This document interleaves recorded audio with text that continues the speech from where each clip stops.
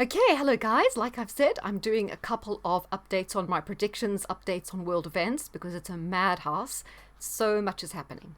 So you will know that when I looked at the ingress charts, I noted the sun was very prominent in the charts of Greece, Israel, Egypt had a prominent chart, and also the other countries, Lebanon and Syria, in that particular region. So I thought that the Middle East would be a flashpoint, a hot point, and there would be seismic events affecting the countries in the Middle East. I've suggested before it may be due to the Bosphorus Straits going into Turkey, through Turkey into the Black Sea. If Russia does succeed in taking Odessa and Transnistria, which looks like it very much might, we can expect the Bosphorus Straits to be closed as some form of embargo, and this is really going to affect things going on in Greece, etc. I've also said that the Greek public are really against these sanctions and are fighting back against their government because of the hardship caused on sanctions, so expect events in Greece. But what else has been going on? Now, Lebanon is a country that's been in a dire economic state for a long time. 90% of the people are living below the breadline. People can't get food, fuel. The country is in a collapsed economic state. Now, at one time, Beirut was known as the Paris of the Middle East. It was destroyed during a bombing campaign by Israel, I think, in 2006. The country is in a really bad state, partially because of what's going on in Syria. However, they do have oil reserves off their coast, and they've been wanting to tap in by drilling in those oil reserves, but they are being stopped by Israel. So Israel, I guess, is on the same page as America and Britain. They want to shut down all oil production to impoverish people and use it as a tool of economic enslavement and to bring in the New World Order. So they are stopping that in Lebanon. Plus, it escaped most of the West's attention that Israel had bombed the Damascus airport, an international airport in Syria. It actually bombed it. So Israel is continuing to bomb targets in Syria, so there's a war going on there.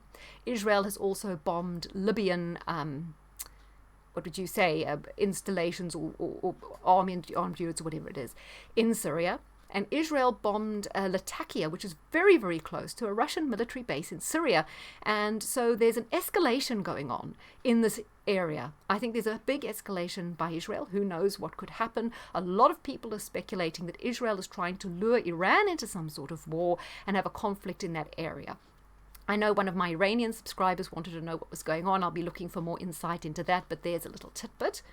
So Israel, I think, is trying to stoke something up. Again, we have the Israeli United Kingdom, US axis that is always kind of pushing for war in one way or another. Also, people are saying like Russia is a key ally of Syria. Syria is one of Russia's biggest ally. They have a seaport there for the Mediterranean. They have armed units and installations in Syria. Why aren't they defending Syria, and why are they so quiet when it comes to Israel? Well, note, Israel is one of the countries that has not put any sanctions on Russia.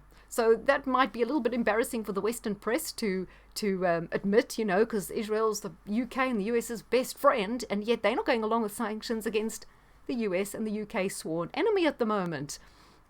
So Israel are continuing, to play both sides. And Russia does have kind of an interesting relationship with Israel because lots of Russians live in Israel, because they're born there. We've got lots of Israelis who dual Russian citizens, and lots of Israelis live in Russia and vice versa. Trade links, they're big investors in each other's countries. So, they don't kind of want to piss each other off. So Israel's playing both sides there, as they do with China, as they do with everything. They are not really America's biggest ally. They're a country looking after their own interests, even though they do kind of suck at the teat of the purse in these countries. But anyhow, so it's quite interesting that, and it's interesting to see how that will continue.